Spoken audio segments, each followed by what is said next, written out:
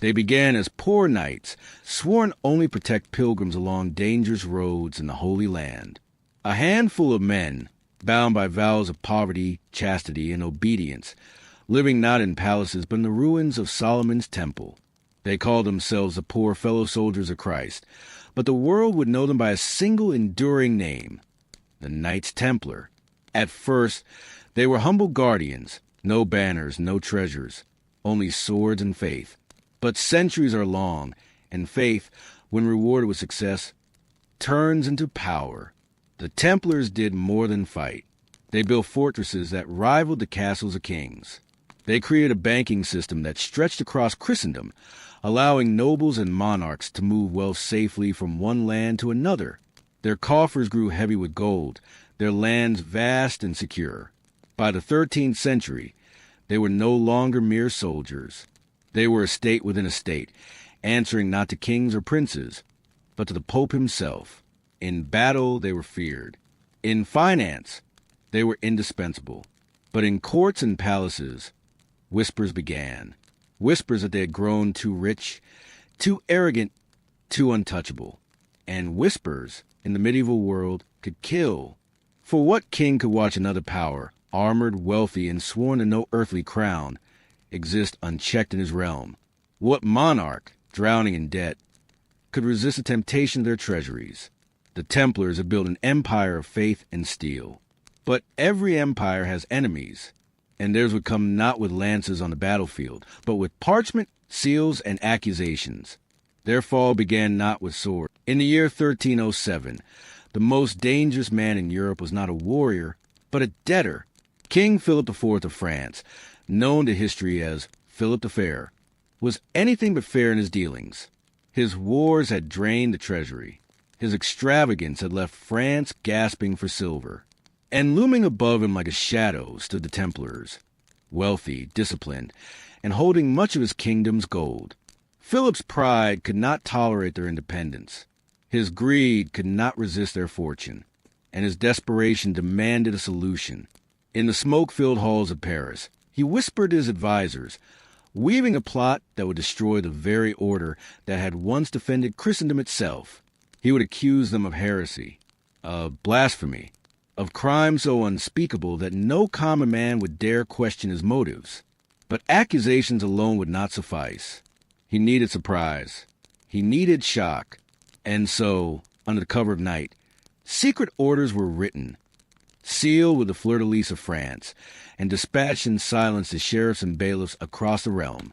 They carried a single, terrifying command. On Friday, October 13th, every Templar in France was to be seized. The day that would forever stain Friday the 13th with dread was set into motion not by superstition, but by a king's hunger for power. In that moment, the fate of the Templars was sealed, not on the battlefield, where they might have fought with honor, but in the shadows of politics, where no sword could save them. The hunters had become the hunted, and the dawn of October 13th would mark the beginning of their end.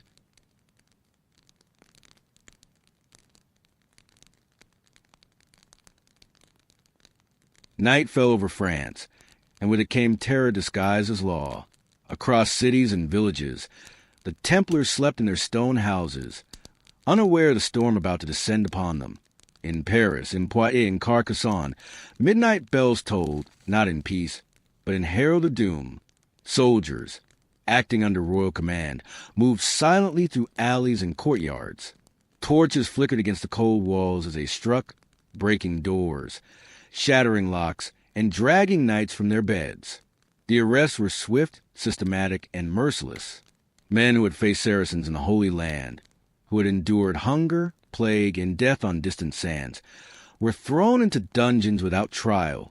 Their symbols of faith, white mantles stitched with a blood-red cross, were torn from their shoulders. Their hands, one steady on a lance, were bound in iron. Families watched in disbelief as fathers, brothers, and sons were dragged away, powerless to intervene. Whispers of the charges followed them like shadows. Heresy, sodomy, devil worship, corruption. The accusations were outrageous, absurd, and designed to terrify. No Templar had committed these sins, Yet the king's proclamations painted them as monsters. The people, conditioned to fear sin and revere the crown, recoiled in shock, and in the royal chambers, Philip IV smiled, knowing that fear could destroy more than swords ever could. Across France, the knights were imprisoned in the dungeons of Château de Chinon, Pontoise, and Paris itself. Torture followed swiftly, not as punishment for crime, but as a tool of confession. Broken men whispered lies under pain, confirming the king's narrative. And in the shadows, the church, a reluctant partner to royal ambition, looked on. For even the Pope, whose blessing had once legit, the Templars had always been more than warriors. They were keepers of secrets. Their vaults held gold, artifacts, and documents that chronicled centuries of crusade, conquest, and diplomacy. Their knowledge of finance, hidden passageways, and political alliances made them invisible power brokers. And it was this knowledge that terrified kings and cardinals alike. Philip IV sought not just wealth, but control over these secrets. Rumors swirled of sacred relics hidden by the Templars, treasures stolen from Jerusalem, parchments that could shake the foundations of the church, maps to lost knowledge. Whether true or not, the mere possibility was enough to justify the king's fury. He demanded confessions of heresy that might never have existed, and documents that could be turned into leverage against both the Templars and the Pope. Under torture, some knights spoke.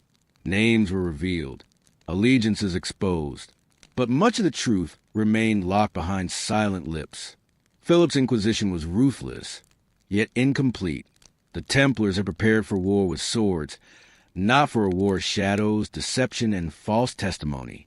And so, while some secrets were stolen, others were buried deeper in the memory of men who had sworn to protect them with life itself.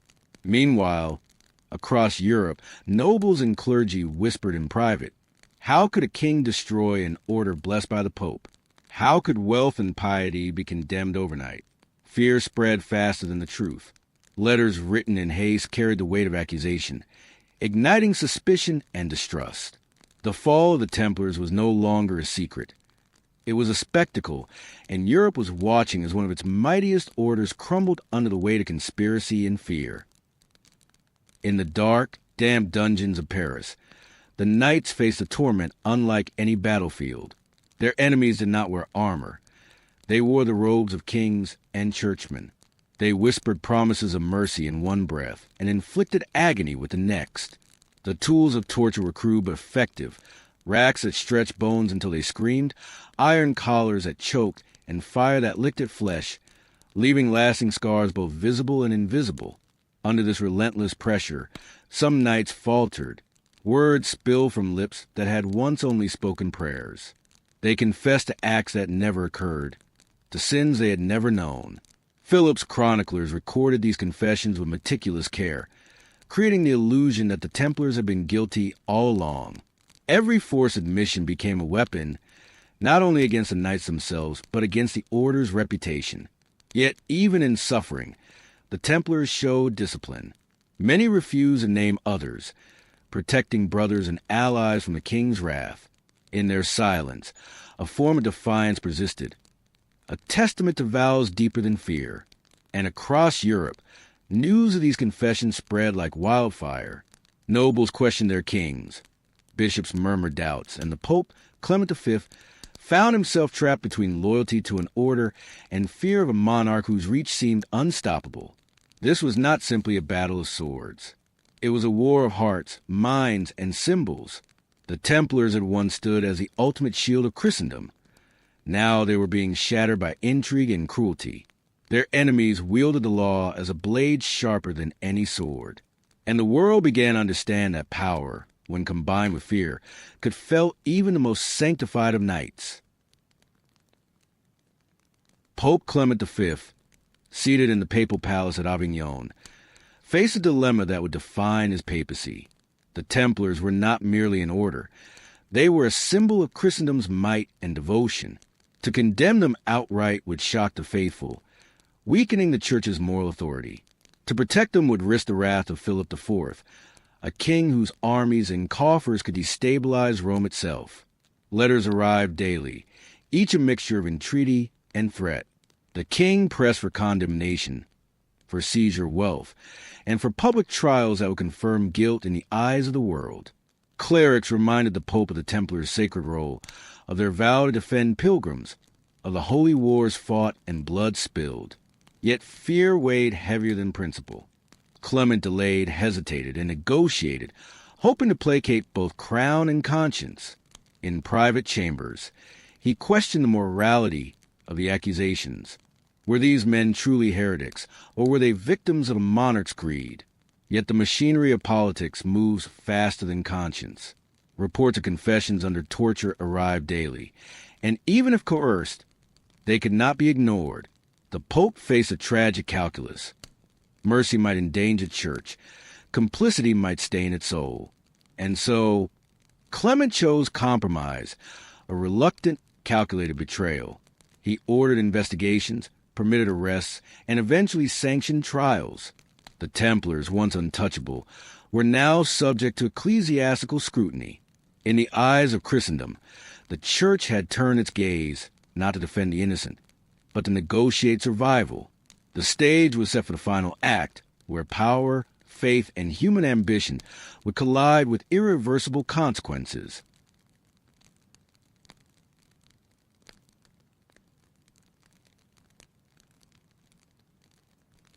In the grand halls of Paris, the Templars faced a spectacle that would haunt history. Trial after trial, knights were summoned to confess to heresy, blasphemy, and acts so vile that even the most vivid imagination struggled to conceive. The halls were filled with spectators, some curious, some fearful, many eager for scandal. Every word spoken, every denial or admission was recorded, preserved in meticulous detail to serve a narrative shaped long before the first accusation had been made. The knights, once unshakable on the battlefield, were human in the face of endless interrogation.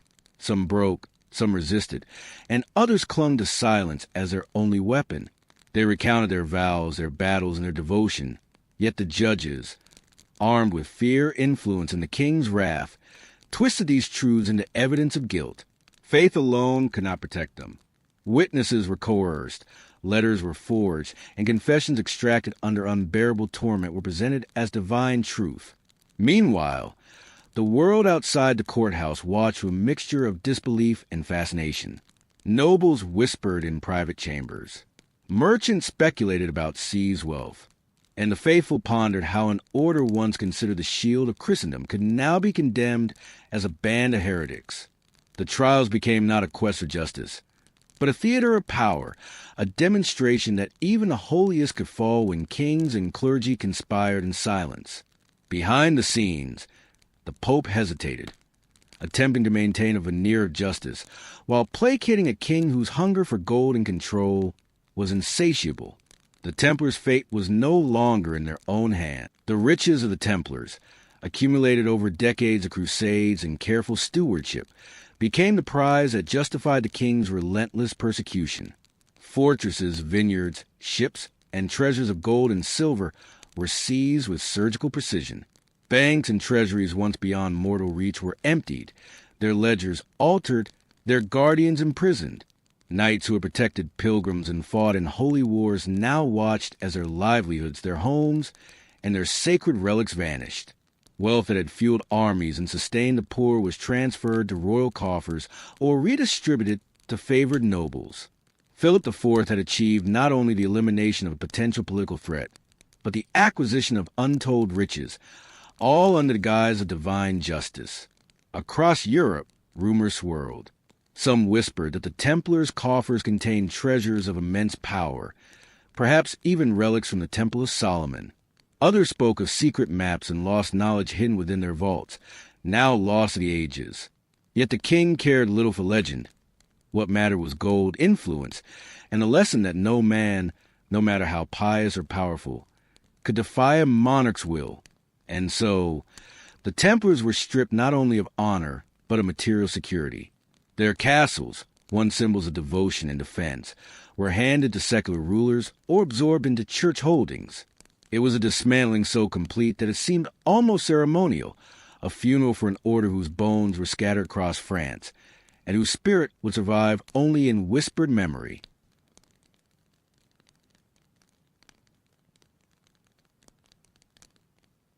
Jacques de Molay, the 49th and final Grand Master of the Templars, was a figure of stoic resolve amidst the chaos. He had survived battles in the Holy Land, negotiated peace with kings, and overseen the Order's vast network of fortresses and treasuries. Yet nothing had prepared him for this slow, systematic annihilation. De Molay was imprisoned in the dungeons of the Isle de la Cite, Paris. He faced daily interrogation, brutal and unrelenting, yet he refused to confess the crimes he did not commit. His faith remained unshaken, his resolve unbroken. In his silence, he became a symbol not just of the Order's dignity, but of the injustice that had befallen it. The Pope, under pressure from Philip IV, hesitated yet again. He sought to delay final judgment, to avoid public scandal, yet even this indecision could not save de Molay or his knights. In whispered counsel, the king demanded swift action. The once mighty Order had been reduced to prisoners and shadows, and the last Grand Master was a crown jewel of Philip's triumph. As the world outside prepared for Christmas, when the church's attention was most diverted, the final decision was made. Jacques de Molay would face execution, a public act intended to seal the Order's fate, to demonstrate that no man, no matter how holy, could oppose the combined will of crown and church. And in the cold winter night, the wheels of history turned inexorably toward fire and ruin.